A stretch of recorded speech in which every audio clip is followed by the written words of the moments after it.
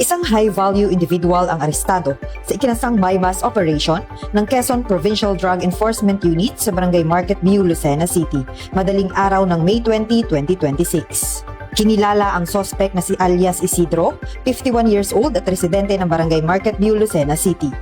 Ayon sa Quezon PDEU, nasamsam mula sa sospek ang isang not-tied transparent plastic bag at siyam na heat-sealed transparent plastic sachet na naglalaman ng hinihinalang shabu. May kabuuang timbang itong humigit kumulang 140 gramo at tinatayang nagkakahalaga ng 952,000 pesos batay sa PIDEA Standard Drug Price at street value na 2,856,000 pesos.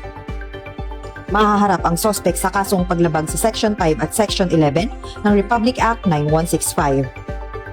Samantala, iginiit ng Provincial Director ng Quezon PPO na si Police Colonel Romulo A. Albacea na magpapatuloy ang pinaigting na kampanya ng kapulisan laban sa iligal na droga upang mapanatili ang kaayusan at kaligtasan sa lalawigan.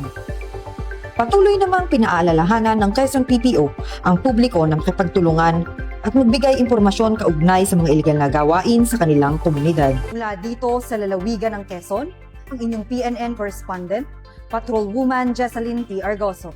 Alagad ng batas, tagataguyod ng balitang pulis.